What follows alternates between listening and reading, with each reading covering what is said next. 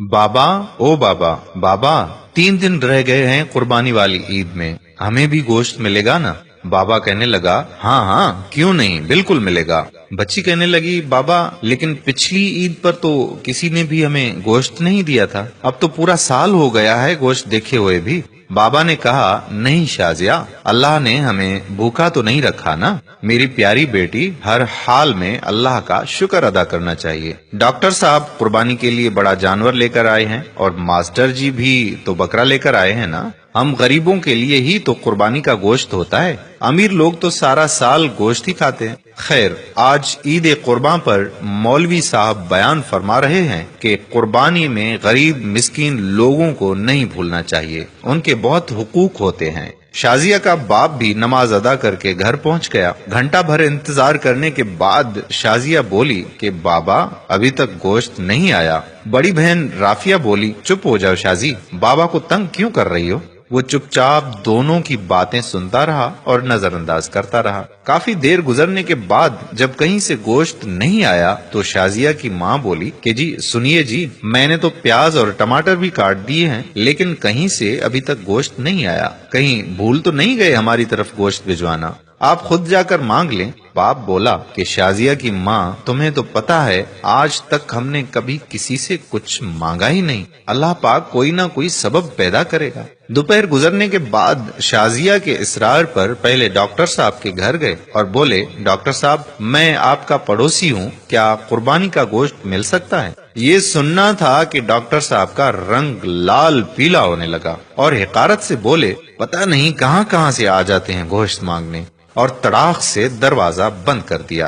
तौहीन के एहसास से उसकी आंखों में आंसू आ गए और बोझल कदमों से चल पड़ा। रास्ते में मास्टर जी के घर की तरफ कदम उठे और वहाँ भी वही दस्ते सवाल। मास्टर जी ने गोश्त का सुनकर अजीब सी नजरों से देखा और चले गए।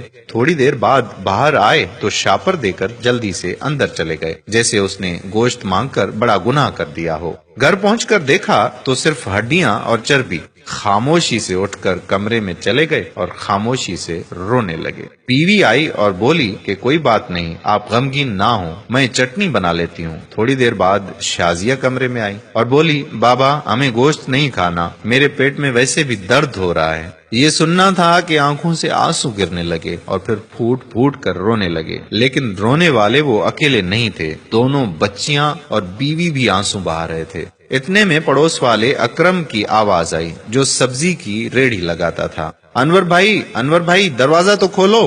दरवाजा खोला तो अकरम ने 3-4 किलो गोश्त का शापर पकड़ा दिया और बोला कि गांव से छोटा भाई लाया है, इतना हम अकेले नहीं खा सकते, ये तुम भी खा लेना। खुशी और तशक्कुर के एहसास से आंखों में आंसू आ गए और अकरम के लिए दिल से दुआ निकलने लगी। गोश्त खाकर अभी फारिग हुए ही थे कि बहुत जोर का तूफान आया, बारिश शुरू हो गई, उसके साथ ही बिजली भी चली गई। दूसरे दिन भी बिजली नहीं आई। पता किया तो मालूम हुआ कि ट्रांसफार्मर जल गया है। तीसरे दिन शाजिया को लेकर वो बाहर कहीं जा रहे थे तो देखा कि मास्टर जी और डॉक्टर साहब बहुत सा गोश्त बाहर फेंक रहे थे, जो बिजली ना होने की वजह से खराब हो चुका था और उस पर कुत्ते झुपट रहे थे। शाजिया बोली कि बाबा क्या कुत्तों के लिए कुर्बानी थी? वो शाजिया का चेहरा देखते रहे और मास्टर जी और डॉक्टर साहब ने ये सुनकर गर्दन झुका ली। खुदारा एहसास करें गरीब और मिस्कीन लोगों का। ये सिर्फ वीडियो ही नहीं, अपने आसपास खुददार मसाकीन की जरूरतों से हमा वक्त आगाह रहने की आपसे दरख्वास्त भी है।